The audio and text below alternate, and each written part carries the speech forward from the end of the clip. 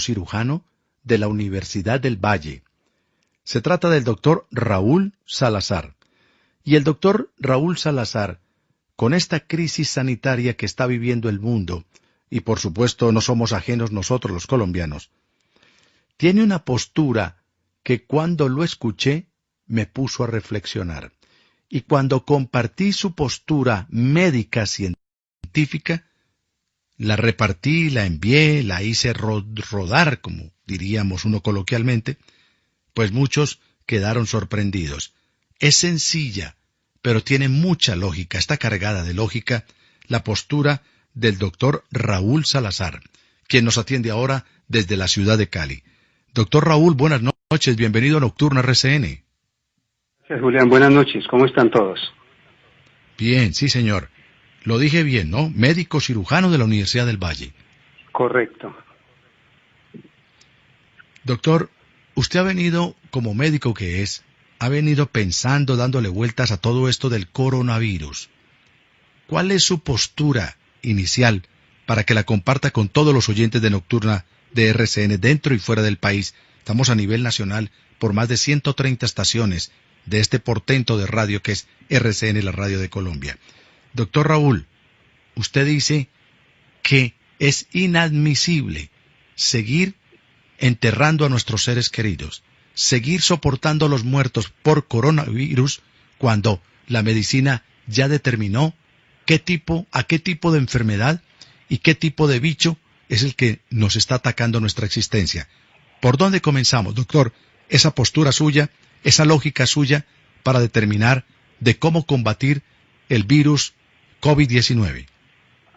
Bueno, Julián, realmente lo que ha sucedido con el coronavirus es algo muy cambiante de un día para otro. Todo sucedió demasiado rápido. En cuestión de 6 meses sucedieron todas las tragedias mundiales en todos los países. Inicialmente, como todo era desconocido, inclusive el virus, pues hubo un planteamiento original en la China con base en unas pocas autopsias donde determinan que el virus generaba una neumonía y que la neumonía mataba a las personas, y entonces empezamos a analizar nosotros qué venía pasando, por qué iba a pasar, porque aún no llegaba a Colombia, pero ya empezaron a aparecer los muertos por miles en Italia, en España, y se analizaba que había un daño a nivel bronquial, a nivel alveolar, ocasionado por esa inflamación severa. Y uno de los análisis que hicimos fue que claro, que el cuerpo reaccionaba al ataque del coronavirus, y esa reacción del sistema inmune creaba una inflamación masiva sobre la parte alveolar y impedía, por supuesto, el intercambio gaseoso, que por eso era que los ventiladores, ni siquiera los ventiladores servían, porque finalmente tenían que retirarle el ventilador a un paciente porque ya no había intercambio gaseoso. O sea, cuando le medían la saturación de oxígeno, él no tenía vida, a pesar de que lo tenían allí conectado a una máquina. La medición de la llegada del oxígeno a las diferentes áreas tisulares era evidente que no había llegada de oxígeno.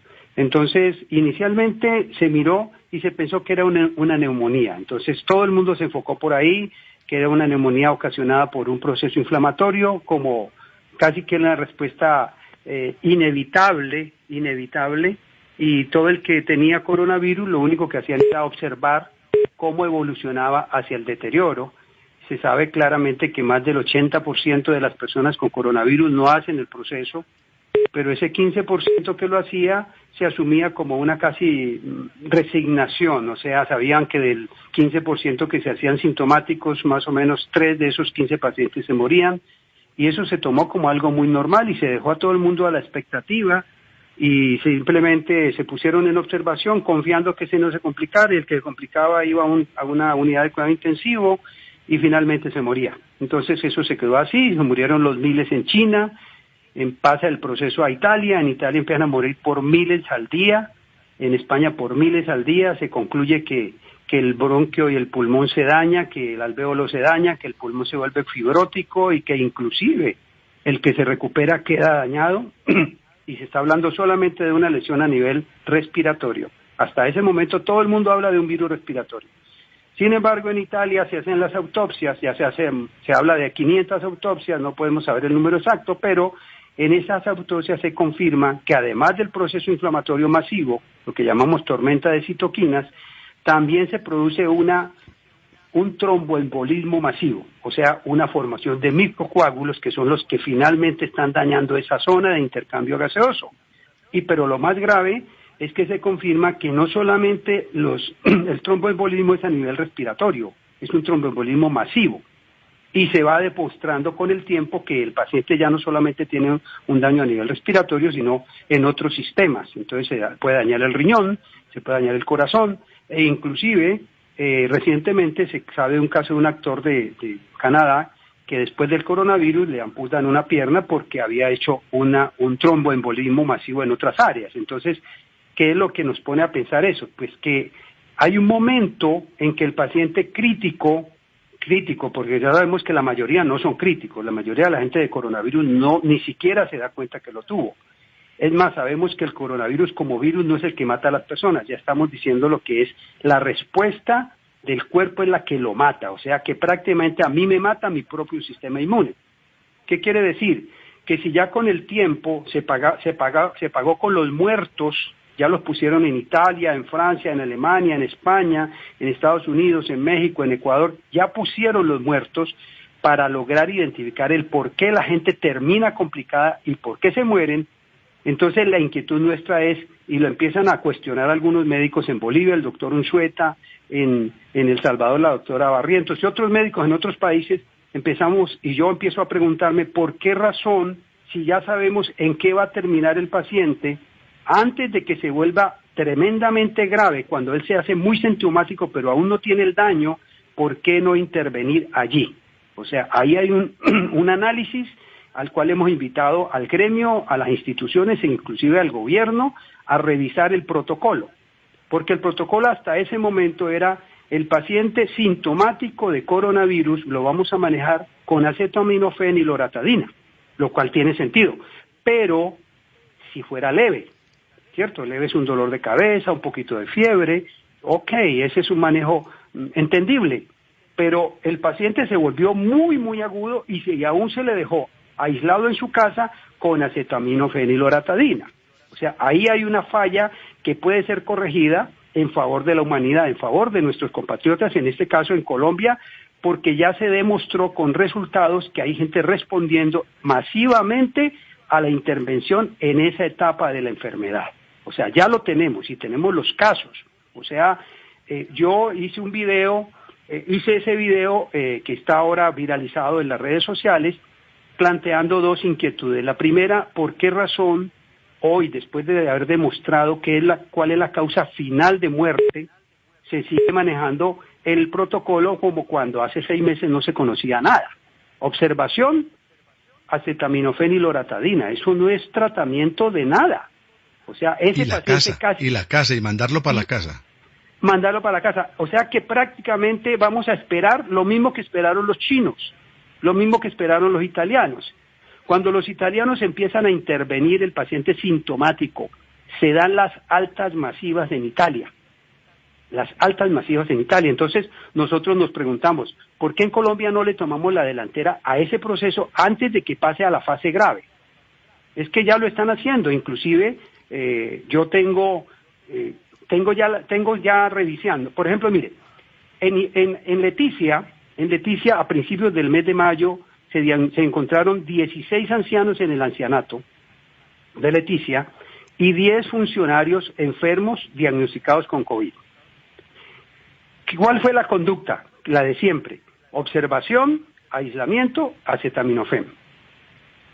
Si eso se hubiera dejado así, esos viejitos todos se habrían muerto, con absoluta seguridad. Pues el doctor Juan Carlos Velázquez, que fue alcalde de Leticia y que es médico y que en ese momento trabajaba y aún trabaja en la UPA, que así se llama, Unidad de Pronta Atención de Tabatinga, ahí al lado de Leticia, él viene al ancianato, yo ya hablé con los directivos del ancianato, viene al ancianato y le pide a la directora que consiga unos medicamentos que tienen que ver justamente con lo que nosotros estamos planteando, antiinflamatorios, antibióticos, corticoides, y le hace manejo a todos los pacientes y hoy absolutamente todos están sanos. No se murió un solo anciano. Entonces, inclusive, el cuestionamiento que hacíamos hoy, pues yo hablé con ellos hoy, es por qué las noticias se fueron allá, hubo un despliegue de la televisión. 16 ancianos con coronavirus, aquí todo el mundo dijo, no, pues va a morir toda la gente del ancianato. ¿Y por qué cuando se sanaron nadie dijo nada? O sea, ¿qué es lo que está pasando? Porque esa sanación fue producto de un manejo que no estaba dentro del protocolo.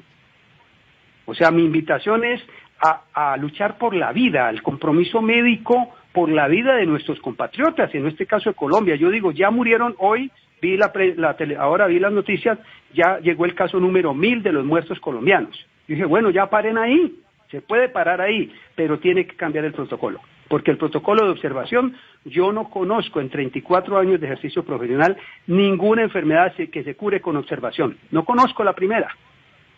Ninguna. Claro, doctor, claro. Sí. Doctor Raúl, médico, le he escuchado a usted decir que lo más importante para llegar a este mismo punto donde usted acaba de terminar su participación aquí, su intervención en este momento, esta primera parte, usted sostiene, dice, que lo más importante en la medicina para tratar a un enfermo es conocer la enfermedad, saber de la enfermedad. Y usted sostiene, Raúl Salazar sostiene, que ya se conocen todas las características de lo que significa el coronavirus COVID-19. Se conoce su estructura molecular, se conoce cómo está hecho, de qué está formado, si tiene grasa o no tiene grasa, y hasta de cómo combatirlo. Que no ha aparecido una vacuna, sí, no apareció una vacuna. Pero usted dice que es un absurdo, sostiene usted, doctor Salazar, a ver si me lo confirma, que mientras esperamos la vacuna, se nos van a morir una cantidad de seres queridos y que eso es sencillamente injusto. Entre otras cosas, porque otra de lo que está determinado en esta enfermedad, que lo que produce es neumonía, y una neumonía es una infección, y esa infección muchas veces produce coágulos. Entonces lo que hay que darle de manera lógica a ese paciente es un anticoagulante, que lo conocemos de manera popular como la aspirineta o la aspirina para combatir los infartos. Entonces dice usted, pues eso ya está inventado. Entonces, ¿cree usted que un procedimiento tan sencillo como una aspirineta o varias aspirinetas para combatir esto, lo están ocultando porque van detrás de algo más grande que es la vacuna, de algo más grande que son procedimientos en unidades de cuidados intensivos? ¿Qué nos puede decir con respecto a eso? Bueno, yo pienso que hay un problema con el gremio médico y es la excesiva obediencia. Los médicos que hacen medicina privada generalmente no son tan obedientes porque tienen un compromiso más personal con el paciente y la familia del paciente. E inclusive, porque yo hablé hoy con una fisioterapeuta que trabaja en cuidados intensivos y ella me decía, mire, hay un compañero médico allá en la clínica que le dio coronavirus. Ya sabemos que se han muerto algunos, pero ese médico ya le hicieron todos los manejos con antiinflamatorios, antibióticos y corticoides y ya está mejor. O sea, el protocolo se establece, se determina y se respeta en forma, discúlpeme para mis colegas, en forma irresponsable. A mí me llamó un médico de la Universidad del Cauca, docente de allá, a darme un tremendo regaño hace 3 días, 3 noches, el viernes en la noche. Me dijo que yo era un irresponsable porque estaba mandando a la gente a automedicarse y porque habían unos protocolos. Le dije, esos protocolos que ustedes están usando fueron usados hace 5 meses y fueron demostrados como erróneos. O sea, no puede ser que vamos a usar los protocolos de hace 5 meses cuando en 5 meses todo cambió. Allá, hasta lo que está diciendo Julián, hasta la evidencia de por qué se muere la gente ya cambió. Ya hay una evidencia clara. Ya sabemos que el paciente está en una línea fina y los médicos tenemos la responsabilidad de evitar que él pase la línea fina del estado crítico no complicado al estado crítico complicado. ¿Cuál es estado crítico no complicado? El paciente con coronavirus sintomático, que le duele el cuerpo, que le duele el tórax, que tiene fiebre, que está muy enfermo pero aún no se ha ahogado. Entonces, es muy triste a raíz de esta viralización de ese video que se me ha vuelto todo un mundo interesante. Yo, gracias a Dios, tengo muy buena actitud, pero es bien complicado porque me han insultado, me han dicho de todo, los colegas me han insultado como usted quiera, y entonces también me ha llamado gente a contarme. Entonces, por ejemplo, me llama una señora de Bogotá y me dice, doctor, estoy yo, mi esposo y mis 3 hijos agudamente enfermos, mi hermana aquí a media cuadra y su esposo en la cama muriéndonos, y la EPS nos dice que si las uñas se nos ponen moradas, que si los labios se nos ponen azules o morados, y que si se nos hunden las costillas, ahí sí nos recogen, ahí sí nos dan otro tratamiento. Yo digo, Dios mío, ¿esto qué es? O sea, el famoso protocolo que ya no funciona y se tiene que seguir usando. ¿Por qué razón? O sea, no sé, quiero pensar en intereses de ninguna clase. Yo pienso en la humanidad y en el compromiso médico por la salud y la vida de las personas. Entonces esta señora me llama y me dice eso, y me dice, vea doctor, como yo vi el video, que entre otras cosas lo viralizó otra persona que ni conozco en Facebook, me dice, yo vi el video, entonces yo ahí mismo me fui para la farmacia y le conté a la de la farmacia, y ella ya me vendió unas cosas de las que usted como que menciona allí, y yo ya me las empecé a tomar con mi esposo y mis hijos. Oiga, y el día sábado me llama por la mañana y me dice, doctor, amanecimos totalmente aliviados. Todos estamos sanos. Increíble. Unos cuantos antiinflamatorios, se usó un antibiótico allí, por razones que están explicadas en toda la experiencia clínica que ya está demostrada, y un corticoide, y de un día para otro estaba mejor. La fisioterapeuta que me cuenta aquí en Cali, que unos amigos muy cercanos, 2 están muy graves, sintomáticamente muy comprometidos, y que el papá fue el primero que le dio coronavirus, y que el papá lo dejaron en observación con acetaminofén y loratadina hasta que se complicó, y hoy está en la UCI esperando para quitarle el respirador porque no respondió. Entonces los 2 hijos esperando para morirse, o sea, familias enteras a morirse por un protocolo basado en la observación. Yo no entiendo eso qué es. Yo como médico todos los días Dios mío, ¿esto qué es? Un absurdo. Vamos a respetar un protocolo que no sirve, pues que lo cambien. Mire, esos 2 muchachos, la fisioterapeuta que trabaja en cuidados intensivos, me dijo, tienes toda la razón, mira, yo ya me fui para donde ellos porque los quiero mucho, son mis amigos, y ya les llevé lo que tú sugieres. Y hoy hablé con ella y ya están aliviados los 2. O sea, Leticia lo demostramos en Bogotá, lo mostramos en Cali. Mire, nomás el caso de la cárcel de Villavicencio, 800 contaminados positivos COVID. ¿Por qué ninguno se murió? Porque el interno, eso sí es un pensamiento personal, el que está en una cárcel, él no obedece, él es desobediente, él no hizo caso al protocolo. Estoy seguro que esos internos en la cárcel de Villavicencio, viendo por internet propuestas de antiinflamatorios, de aspirina, me imagino que todos se tomaron su aspirina con limón, y todos tomaron jengibre, y todos hicieron bebidas y todo, y nadie se volvió agudo.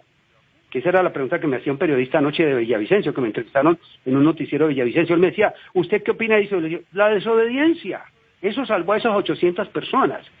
Lamentablemente, en el coronavirus se asumió una actitud demasiado obediente, muy, valga la palabra fea, de borrego. O sea, yo hago lo que ordene el protocolo, un protocolo que demostró que se hubieron centenares de miles de muertos en todos esos países, claro, pero ya llegamos a Colombia. Doctor Salazar, pero me disculpa, pero si uno no le cree al médico, si uno no le cree a los organismos de salud, entonces ¿a quién le va a creer? Porque pues uno no es médico, uno no es experto, sí, y entonces uno va a decir, no, pues, y uno va y se toma de pronto lo que no es, y eso se agrava. Pero, por supuesto, pero eso, ¿usted qué es lo que propone entonces?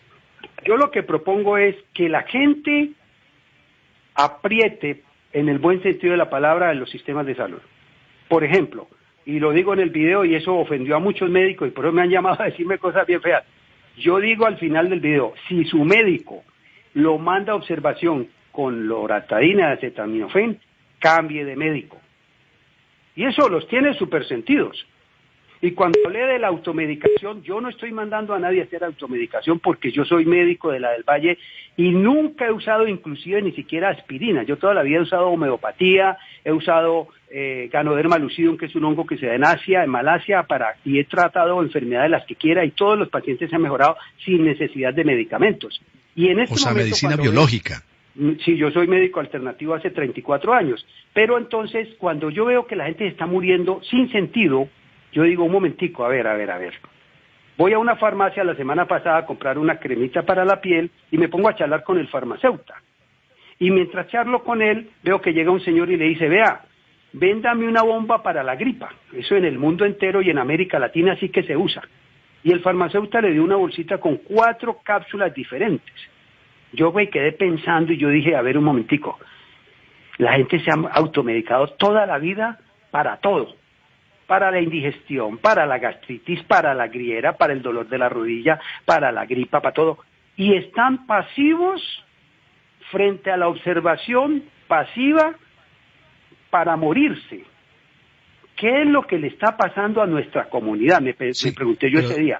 Claro, pero doctor Salazar, qué pena cortarle, pero es que el tiempo se nos va agotando. Sí, tranquilo. De manera concreta, el médico cirujano de la Universidad del Valle, Raúl Salazar, ¿qué es lo que propone por el momento para combatir el virus que nos ataca? Bueno, yo no propongo nada para combatir el coronavirus, porque no lo estamos combatiendo. Yo propongo que la gente tome una conducta más activa frente al riesgo de complicarse y morirse. ¿Cómo se hace? 1, hable con su médico. 2, rételo. 3, si él no compromete con nada, le va a tocar, lamentablemente, acudir a la automedicación, con la que no estoy de acuerdo. Pero ya está demostrado, ya se demostró, el doctor Unzueta en Bolivia tiene miles de casos mejorados con lo que yo llamo el tiro de escopeta, que a mí no me gusta, pero que la gente lo está usando. Pero doctor, pero para no desorientar a la gente que vaya y coja una penicilina o vaya y coja, yo me estoy automedicando, pero más Claro. o menos para orientarlo, ¿debe eso apuntarle a qué? ¿A la aspirineta? ¿Debe apuntarle a qué? Por ejemplo, si una persona se toma unas aspirinas al iniciar, obviamente que no sea alérgico a la aspirina, que no tenga riesgo de sangrado, todo eso la gente ya se conoce, ya sabe cuáles son sus situaciones. Si la persona se toma una aspirina que toda la vida la han tomado, de entrada está ayudando a frenar la primera fase de la coagulación, de entrada. No quiere decir que el tratamiento, porque ya en la UCI le ponen heparina, ¿cierto? Pero si él se toma una aspirina, frena la primera fase de la coagulación, ayuda a que el proceso no siga tan rápido. Si va y se toma un antigripal que tiene ibuprofeno, que tiene un vasoconstrictor, que ayuda a ventilar mejor, todas esas cosas que las han tomado toda la vida, puede salvar su vida. Que esto debería salir de la medicina, de los médicos, de las instituciones. De ahí era que debía salir la conducta. Porque a mí me han señalado y me han llamado a decirme cosas bien desagradables. Le digo, entonces cambien el protocolo. ¿No es que se le está muriendo a la gente? Cámbienlo ya. Porque nosotros los médicos, Julián, vea, nosotros toda la vida, los médicos, cuando hemos atendido a un paciente que tiene riesgo de complicarse, siempre lo hemos cubierto. Ese es el término médico. Lo cubrimos con un antibiótico. El que operan de una cirugía X, siempre los médicos le mandan un antibiótico para evitar una infección. Siempre se ha hecho. Nadie lo dejan así a la buena de Dios, a ver si de pronto no se nos complica. Por seguridad siempre se cubre el paciente. En este caso deberían tener esa misma conducta. Ya saben a dónde termina y está muy agudo. Cúbranlo. Claro. Esa es mi invitación. Claro. Doctor Raúl Salazar, pues me están escribiendo mucho de cómo lo pueden contactar. ¿Cómo lo encuentran a Raúl Salazar? Bueno, me pueden buscar en las redes sociales por @RaúlNet22. ¿Raúlnet? @RaúlNet22, y le voy a dar un número porque el número que yo siempre uso ya se colapsó. En este momento tengo 1100 mensajes en WhatsApp sin poder contestar porque no alcanzo.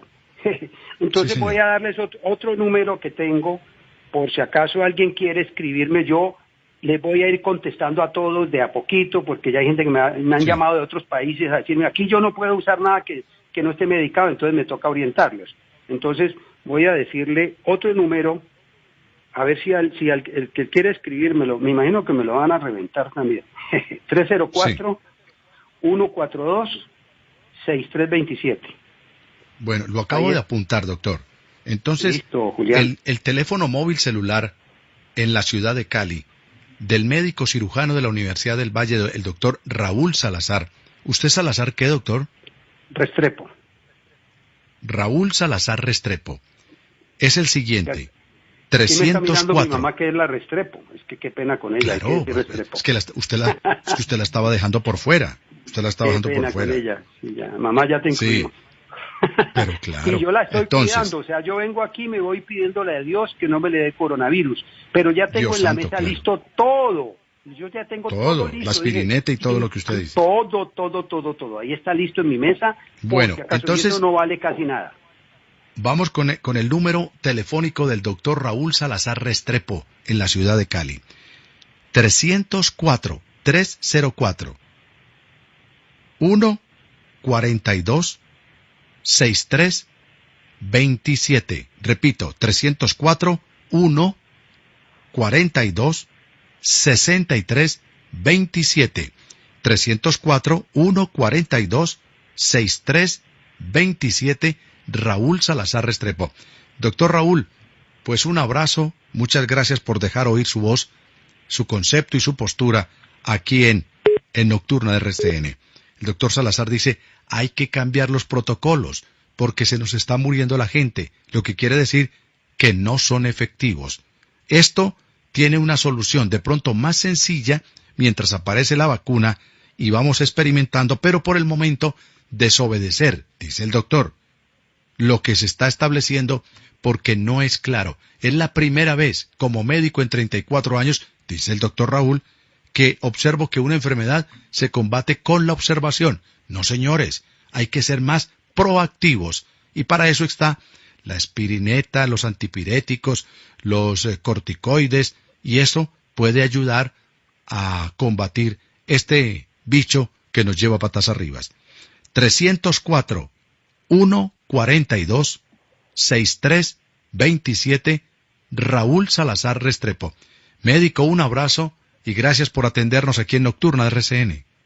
Gracias, Julián, a ustedes y gracias por luchar por la vida, porque tenemos que salvar nuestra gente.